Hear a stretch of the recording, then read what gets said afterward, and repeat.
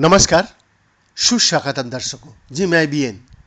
Protein आणविक machine है जिनमें लचीले टुकड़े और गतिशील भाग होता है। ये समझने से कि ये भाग कैसे चलता है, वैज्ञानिकों को जीवित चीजों में प्रोटीन द्वारा निभाई जाने वाली भूमिका को समझने में मदद मिलती है और संभावित रूप से इसकी प्रभावों को कैसे बदला जाए। अमेरिकी ऊर्जा विभाग ब्रुकहावेन नेशनल लेबोरेटरी के बायोकेमिस्ट और डीआई के पैसिफिक नॉर्थवेस्ट नेशनल लेबोरेटरी के सहयोगियों ने एक नया उदाहरण प्रकाशित किया है कि ऐसी आणविक मशीन कैसे काम करती है। साइंस एडवांसेस जर्नल में उनके पेपर में बताया गया है कि किसी विशेष पौधे की प्रोटीन की गतिशील हिस्से कैसे नियंत्रित करता है कि पौधे बढ़ सकता है और तेल जैसी ऊर्जा गहन उत्पाद बना सकता है। ये इसकी बजाय कीमती संसाधनों की संरक्षण के लिए कदमों की एक श्रृंखला लागू कर सकता है। अध्ययन विशेष रूप से इस बात पर केंद्रित है कि आणविक मशीनरी को एक अणु द्वारा कैसे नियंत्रित किया जाता है जो चीनी का स्तर का साथ बढ़ता और गिरता है। पौधों के मुख्य ऊर्जा स्रोत। यह पेपर विस्तृत तंत्र का खुलासा करता है जो पौधे की कोशिकाओं को बताता है हमारे पास बहुत सारी चीनी है और फिर वो संकेत जैव रासायनिक मार्ग को कैसे प्रभावित करता है जो पौधे के विकास और तेल उत्पादन जैसी प्रक्रिया को ट्रिगर करता है।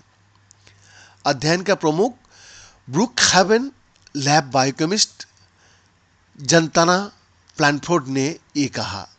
ये अध्ययन ब्रुकहावेन टीम के पहला के काम पर आधारित है जिसमें पौधों में चीनी के स्तर और तेल उत्पादन का बीच आणविक संबंधों का उजागर किया गया था।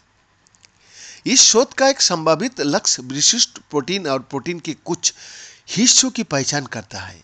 वैज्ञानिक ऐसे पौधे बनाने के लिए इंजीनियर बन सकता है जो जैव ईंधन या अन्य तेल आधारित उत्पाद का रूप में उपयोग के लिए अधिक तेल का उत्पादन कर पाता है।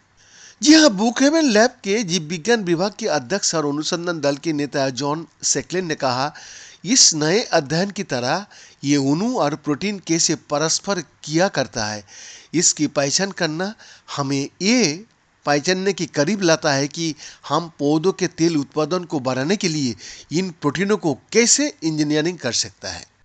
टीम ने प्रयोगशाला प्रयोगों और कंप्यूटेशनल मॉडलिंग के संयोजन का उपयोग करके ये पता लगाया कि चीनी प्रॉक्सी के रूप में कार्य करने वाला अणु किन-10 नामक सेंसर काइनेज से कैसे जुड़ता है। किन-10 ये प्रोटीन है जिसमें गतिशील भाग होता है जो ये निर्धारित करता है कि कौन सा जैव रासायनिक मार्ग चालू या बंद है।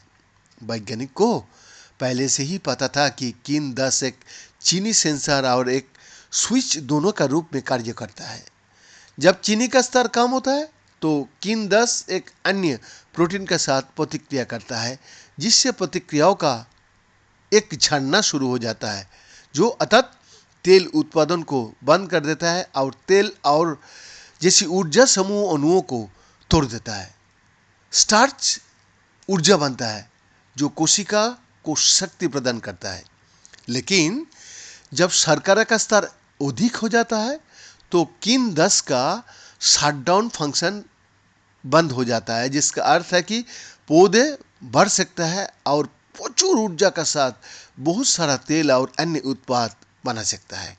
लेकिन किन-10 से बाइंडिंग करने वाली शुगर प्रॉक्सी स्विच को कैसे फ्लिप करता है यह पता लगाने के लिए ब्लैनफोर्ड ने विपरीत चीज आकर्षित करती है कि कहावत से शुरुआत की। उन्होंने किन-10 के 3 सकारात्मक रूप से चार्ज की गई हिस्सों की पहचान की जो चीनी प्रॉक्सी अणु पर प्रचुर नकारात्मक चार्ज की ओर आकर्षित हो सकता है। उन्मूलन की एक प्रयोगशाला आधारित प्रक्रिया जिसमें इन साइटों में संशोधन के साथ किन 10 में बदलाव करना शामिल था। हाँ, एक वास्तविक बाध्यकारी साइट की पहचान भी किया गया है। बीएन का एक्सक्लूसिव रिपोर्ट।